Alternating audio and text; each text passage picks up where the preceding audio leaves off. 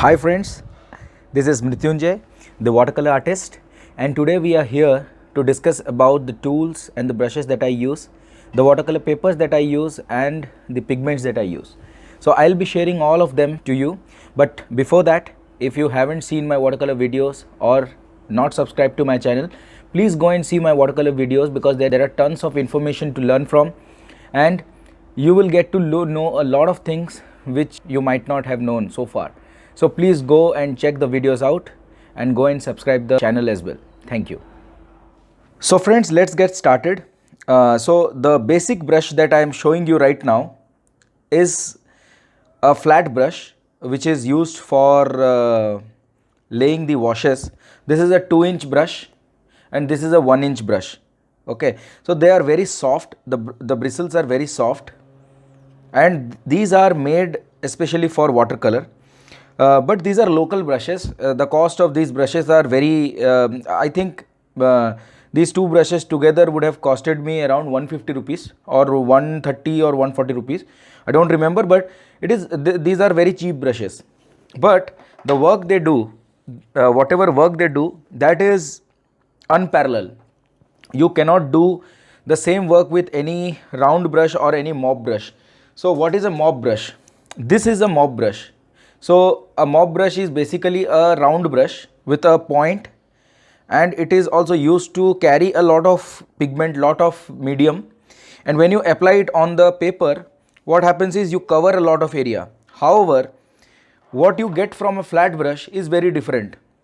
So I will show you a couple of examples of what these brushes are capable of doing. The first example is this one. Now you see the gradient of the sky. So basically it starts from ultramarine blue, slowly it becomes purplish, and slowly it again fades to over here it fades to yellow ochre, and then it merges with the sea. So what happens is, what I did in over here is, I have used, first of all I wet the paper completely. After that, after wetting the paper, I created a big batch of cobalt blue, and I have used the entire batch of cobalt blue. You have to load your brush fully with pigment, and then with one stroke you apply and let gravity do its trick by tilting the paper at certain angle. You don't have to tilt it at a very large angle, just tilt it at probably 20 degrees or something, and just allow gravity to pull the color downwards. So what happens is, the maximum pigment settles over here, and slowly it starts slowly the pigments start percolating downwards. It mixes with water and the intensity of the color slowly reduces. Then somewhere over here, again you wash this brush, again you take some purple color, and then again in one stroke just just mix the color over here, and then again allow gravity to do its task. Just put it in a proper angle and leave it. So what happens is, the color percolates down. Do the same with yellow ochre also. Very light yellow ochre you have to mix, and then you have to give one or two very thin strokes, and then let it do the magic. Okay, I also have a video of this painting being made, so that I will be sharing. You will see how I have used this brush. Similarly, this brush also does the same thing, but this is helpful to create shadows. I use this to create brilliant shadows of trees and shadows of buildings on the in the painting. I will show you one example. So if you see this painting, this is a painting which has a lot of foliage and lot of green things, but if you see over here, you see a kind of very soft shadow of the trees which is falling on the wall area.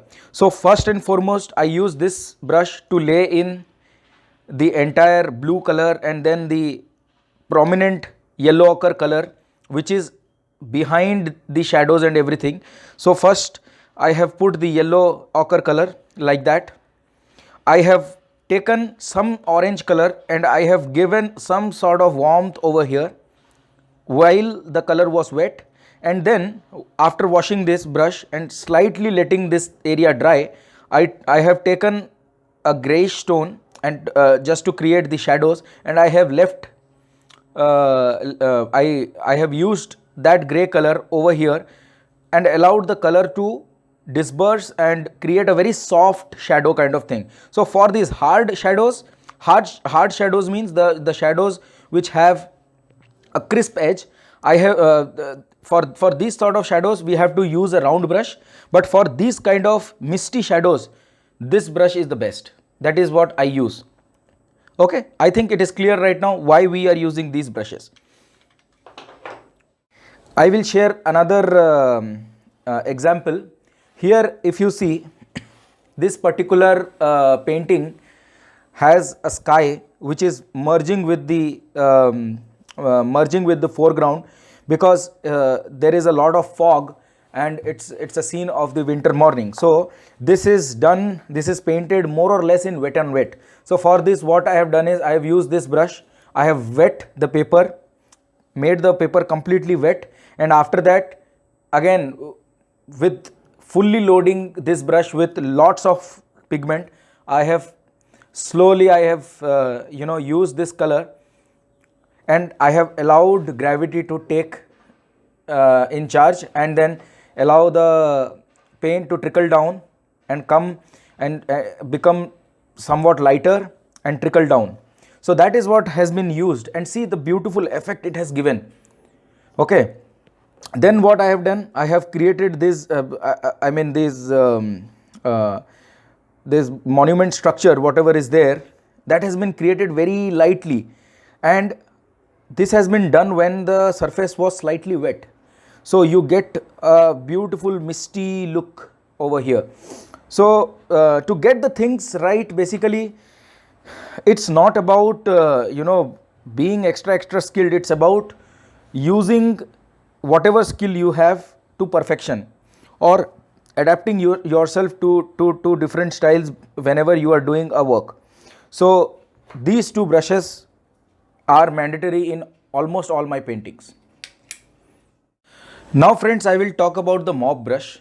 So this mop brush is basically a round brush, and once you dip it in water, what happens is it has a beautiful tip, very sharp tip. But the beauty of this brush is it can take a lot of color in it.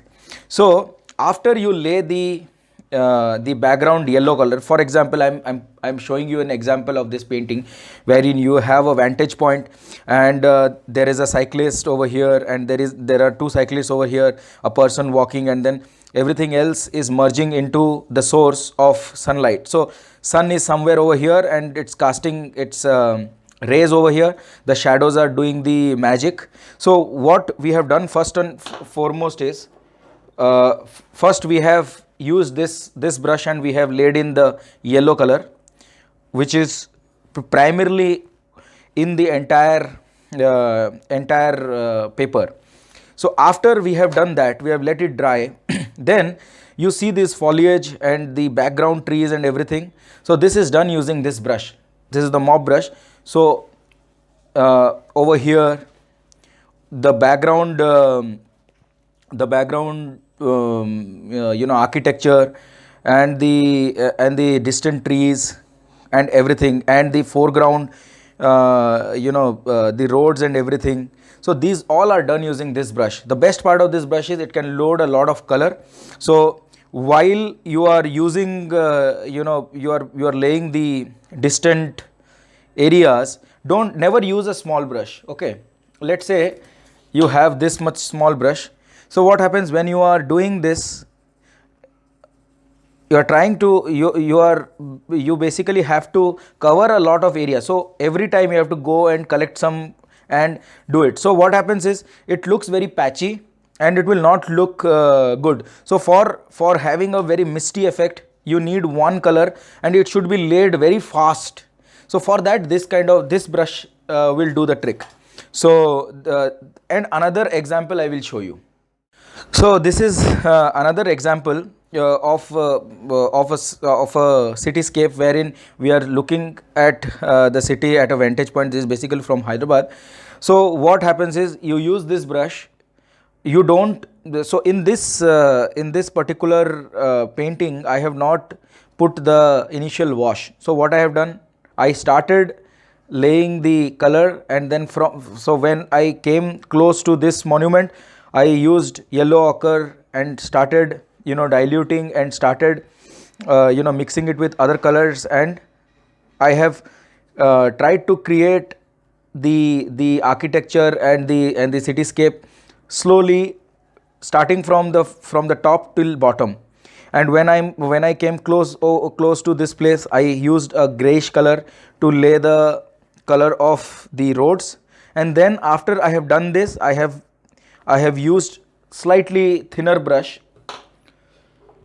For example, this one, which is basically a calligraphy brush, to draw in these details. So I will tell you about the calligraphy brush also in a moment. But to know what is the use of this one is used to basically do the details, or do the architecture, or do the foliage, or the trees which are merging with the background. So if you are doing the background, then this is useful. Then the second layer will be done by a very very thick brush, which can hold a lot of paint, but it should be a round brush, because with round brush you can basically redirect the paint to typical areas. Okay, so once this is done, then you switch over to the third brush, which is slightly thinner, and this is a calligraphy brush, so it has a good point and it has very good control. It is very light also. So now you can work on slight more details than what this can do. So you have, if you want to work on slightly more details and on the foreground areas, then this is the brush you will be using. I'll be sharing more examples now. So friends, we were talking about the calligraphy brush. So if you see, this particular painting has a lot of use of this brush. So first I told you that we used this brush for the background color, which is primarily the yellow ochre and the orange color over here. And then I used this smaller brush for laying the soft shadows over here. Then I used this brush to lay in the background of the background trees, because there is not much details over here, but we need to cover a lot of area. Once we have covered in a lot of area, then comes this brush, which is there to do the magic of the fine little details of the foreground. So for foreground I use this one. For making the human figures I use this one. Okay, so what we will be using this is for the crisp shadows, for the foliage, I mean for the trees, and for twigs, for everything. So this is a very versatile brush. It also loads in a lot of color, but not as much as the mop brush. But still, the best part about this is it has a brilliant point, and because it is very lightweight, you can twist it, turn it, and you can literally play with this brush. So I will show you how to create various textures and everything with all of these brushes, that we will be seeing in the upcoming episodes. So friends, now we will talk about two imported brushes. These are basically Raphael brushes, and these brushes are good for areas where you need a lot of control. For example, human figures, smaller human figures, making shadows, making proper shadows, not the not the big shadow areas, but the crisp shadows where you need. You can also use this one, but if your painting size is slightly smaller, then these are one of the best brushes.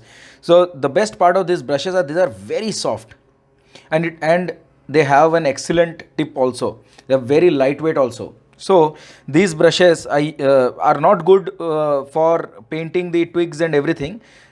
For painting the twigs and everything, I would recommend this one, because it has longer bristles. But these brushes are very important when you are painting something in the foreground, something which has a lot of details. for painting the human figures which are at a distance. Wherever you need slightly more control and slightly more detail, then these brushes will help you achieve that. So I will show you how these brushes behave in a while. So basically we have talked about right now uh, these type of brushes which I have. The another more very important thing that I use is a toothbrush. It is our regular toothbrush. So this toothbrush is used to create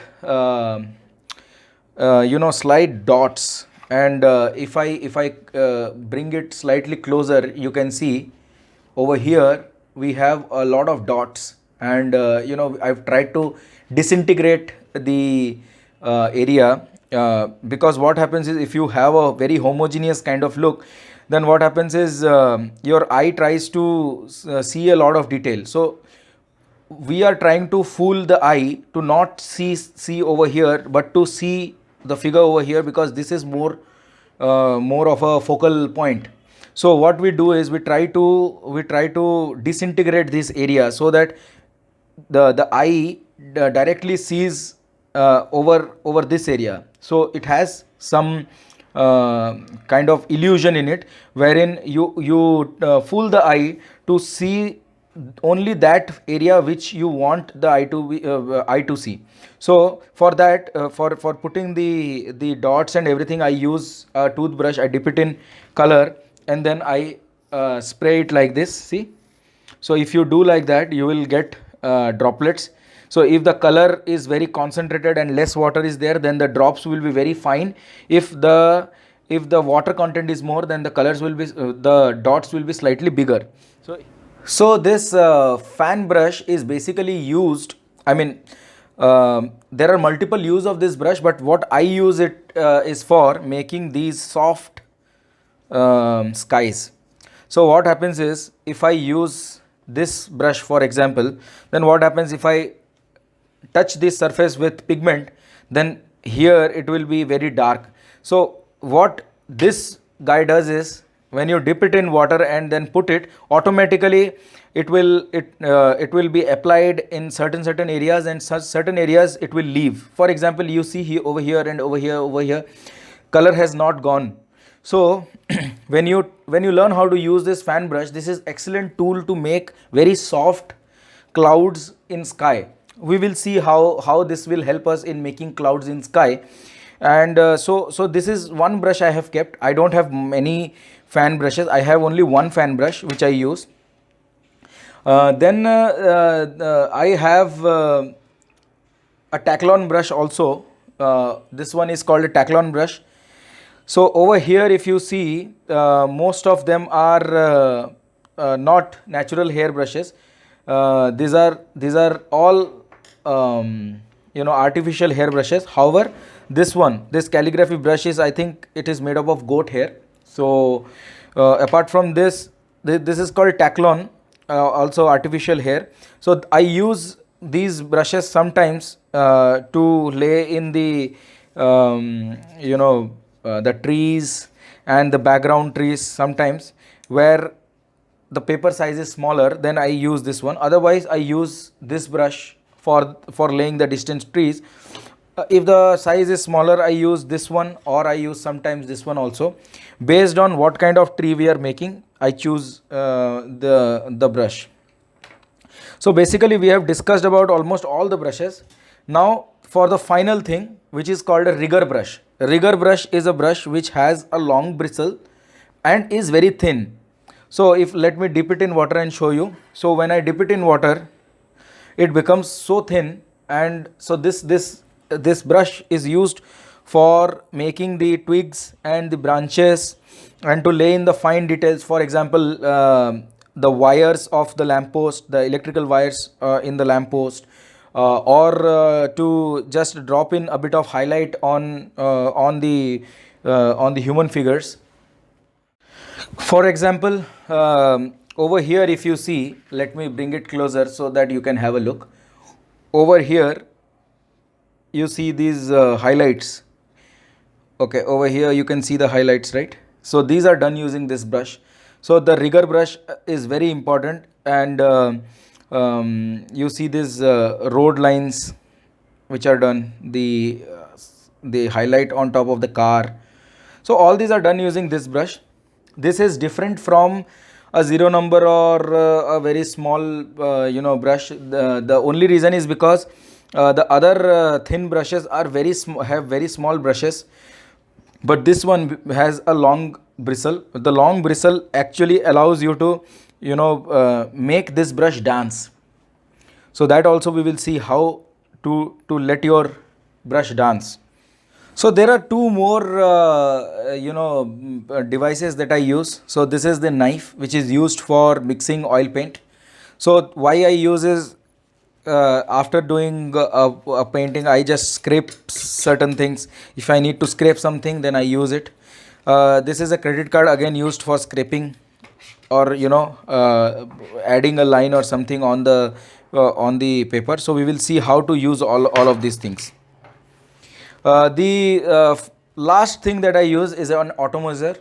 It is basically a perfume bottle, perfume or some oil bottle. I don't remember, but I fill this with water, and this develops a good good amount of water spray. This is to keep your painting moist, or if you want to disintegrate the paint and try to develop certain blisters in the painting, then this is useful. So friends, now we will see the kind of pigments I use. I use a combination of Camel, Winsor and Newton, Daler Rowney, and Daniel Smith. uh, I also have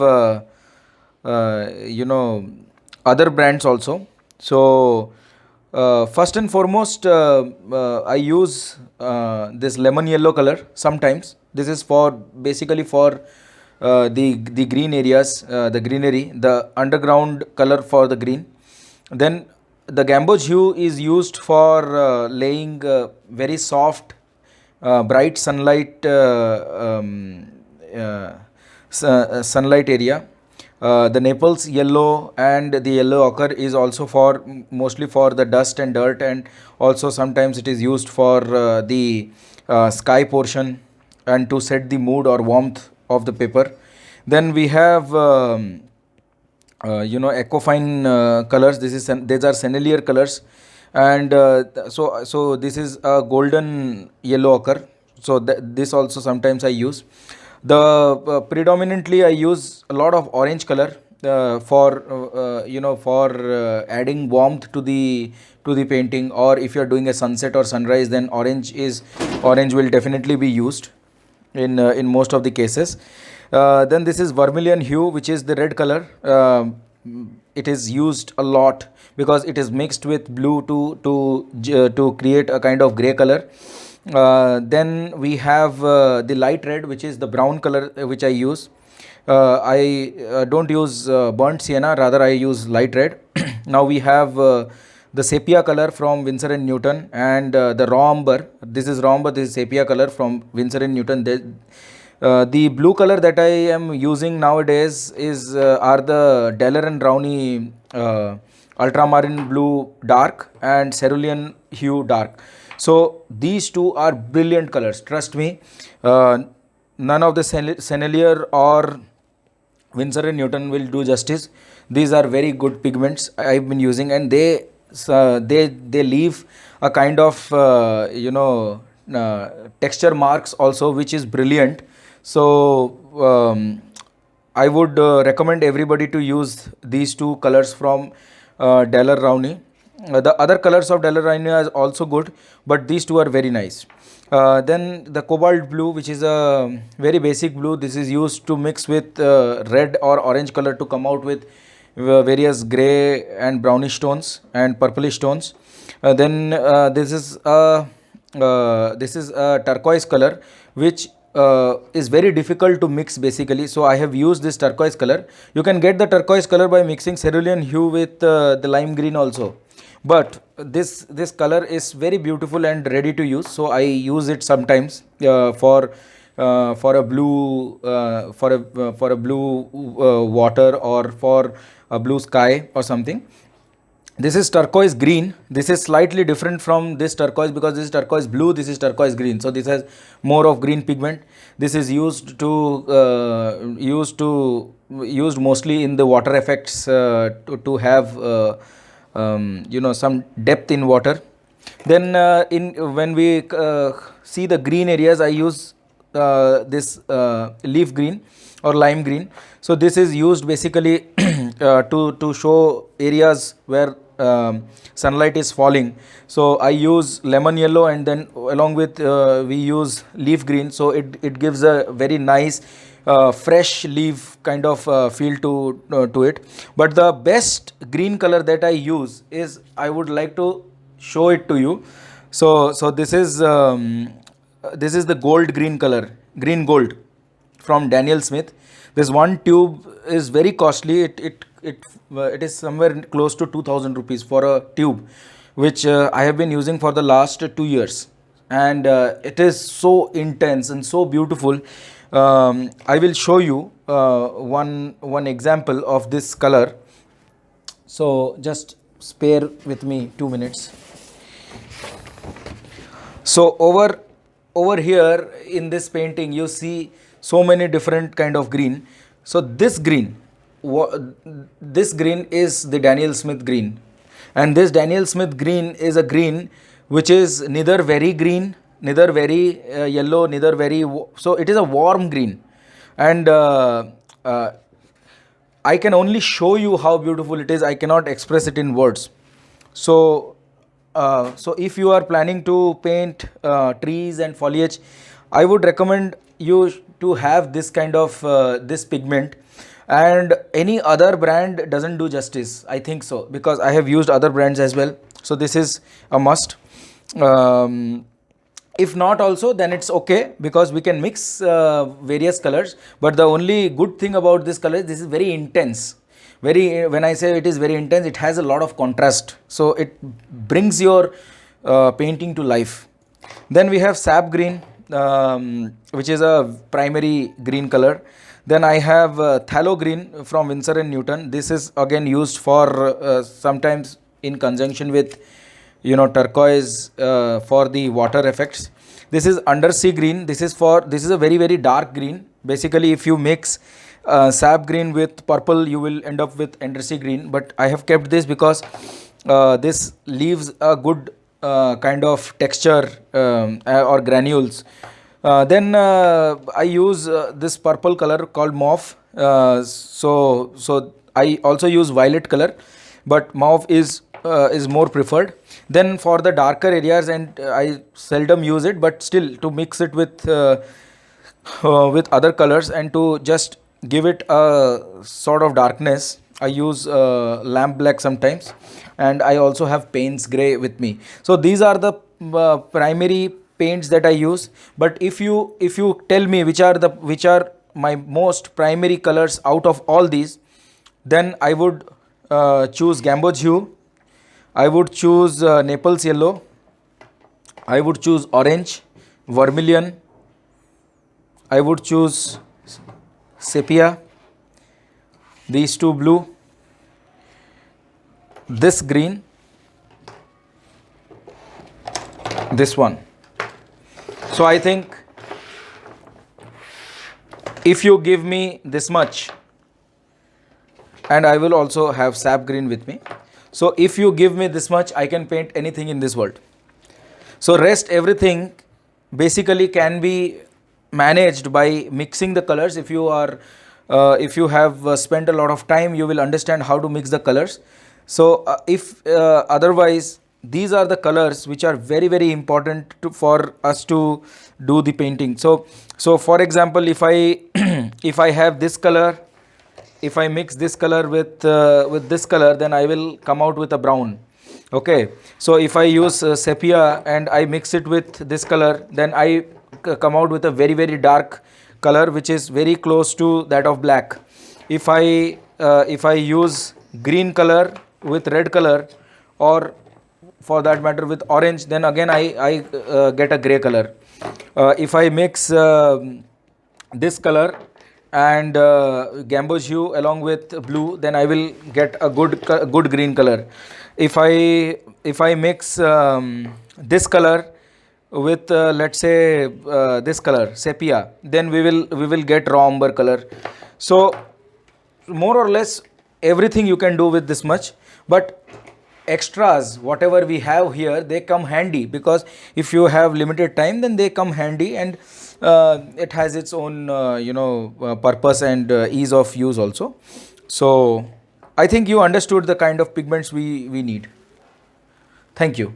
Friends, now we will discuss about the paper, which is one of the most important things for your painting, because this is the thing on which the painting is done, and its texture and its whiteness plays a very important role. So basically, the first and the best watercolor which actually does justice for value for money, we can say, is the Chitrapat paper. Chitrapat is an Indian brand, and it should be marketed worldwide, because it is a paper which all the students can use. This is an excellent paper. The only problem with this paper is that it is slightly unpredictable. Sometimes you might get some grains over here. If you are making a sky, you might get some grains, or some textures automatically. So it is slightly unpredictable. Other than that, the results of this paper is brilliant. So you get these papers in two forms. You get this paper in the paper form, or you can get this in the block form. So these blocks are used to paint, and then take the paintings out once the painting is done. Okay, and these are cost effective as well, because I think each of these blocks, they cost somewhere around 780 or odd rupees, where you will get 25 pieces. So if you equate that, then it is a very cheap bargain, because 100% cotton paper you will not get for anything lesser. So this is the cheapest and value for money watercolor paper, which are 100% cotton base. Now I will show you certain paintings which are done in Chitrapat. Okay, so you will be astonished to see the kind of paintings that we have done on Chitrapat. So this is also Chitrapat.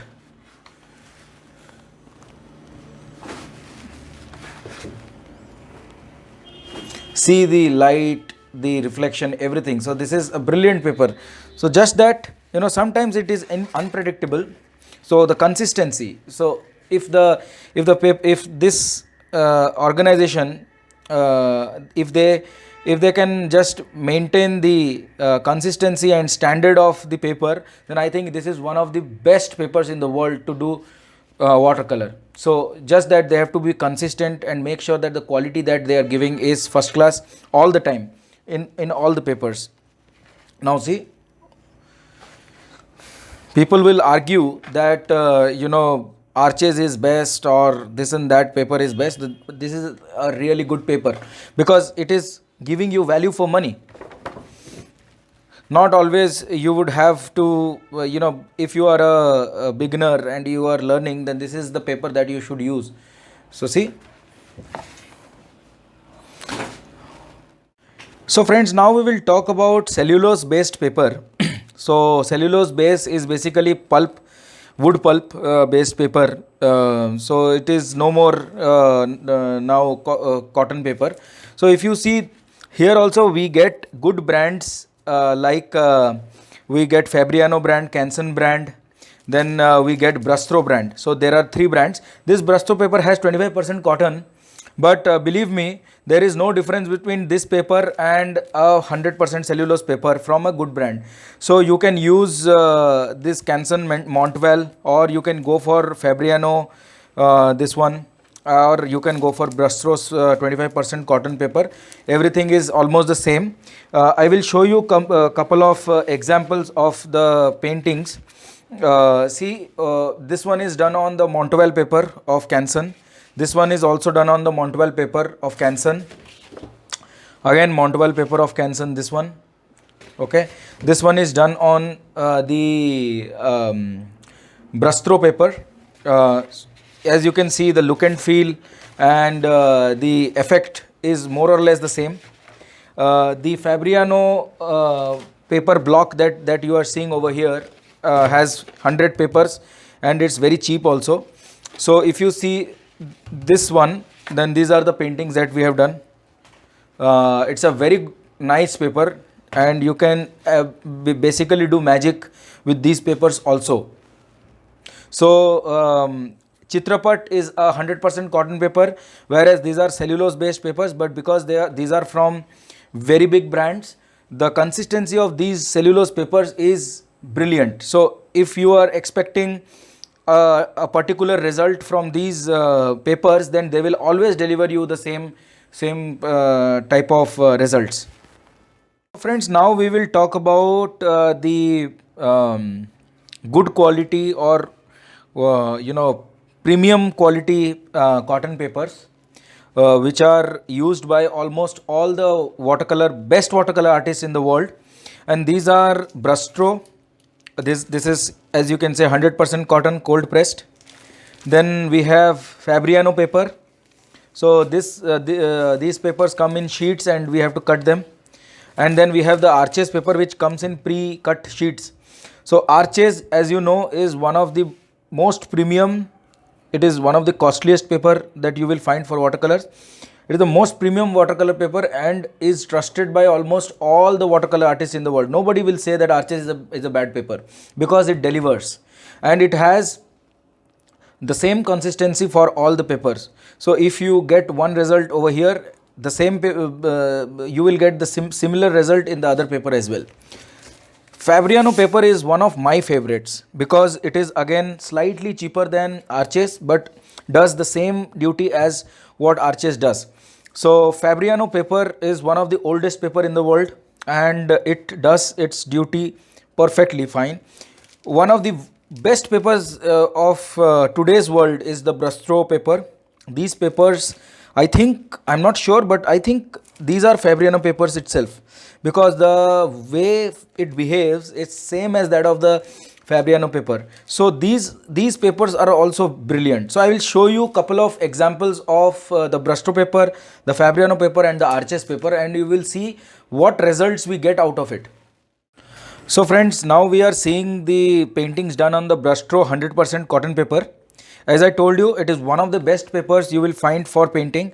Very consistent, delivers the same results every time. You can do wonders with this paper, provided you have a bit of skills, and if you just try a bit, you can do really wonders. See, over here I have done paintings which are mostly texture based, and all these paintings are done on the brushstroke paper.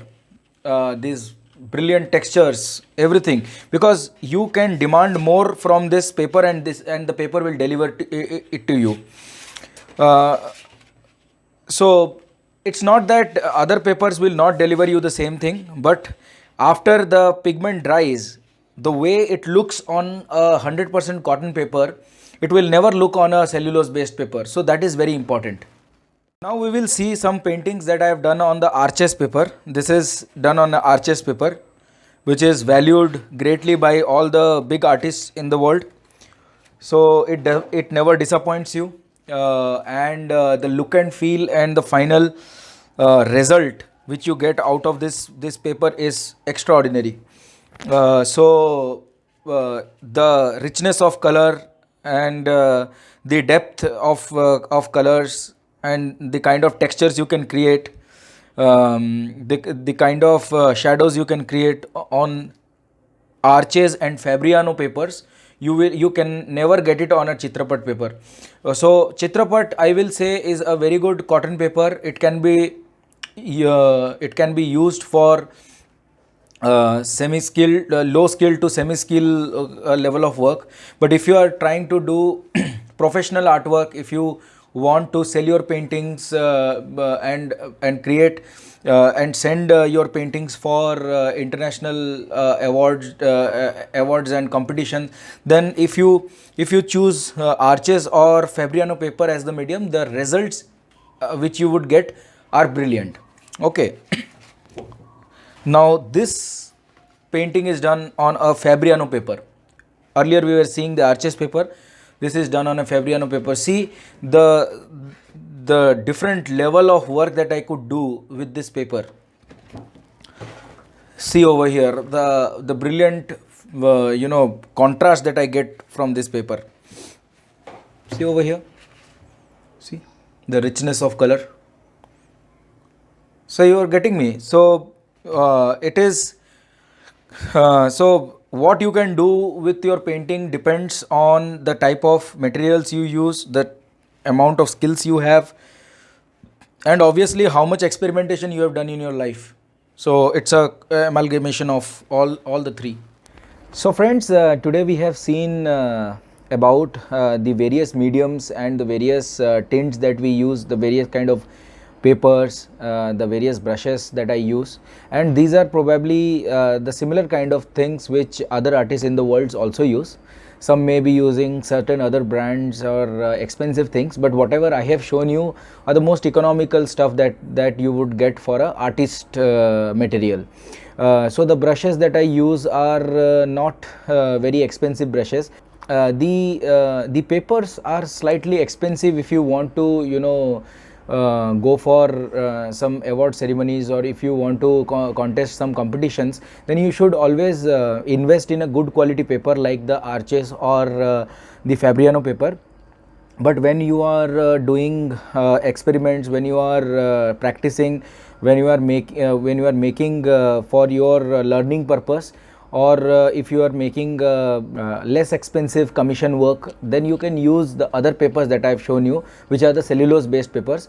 The most important thing is you should be able to use the paper and you should be able to derive the best out of that medium. Okay, so if you are using, let's say if you are using Daniel Smith's product and finally the output is not good, then it is of no use. So you have to make yourself, train yourself in a proper way to finally get the best out of the mediums, and once you do that, you will become a pro. So friends, I think you have understood all about the various materials and the things that I use for my paintings, and it would be great to know about whether you liked this video or not. And if you have not subscribed to my channel, again I would request you, please go and subscribe my channel, because I will be putting a lot of informative videos which will help you in your art journey. Thank you very much.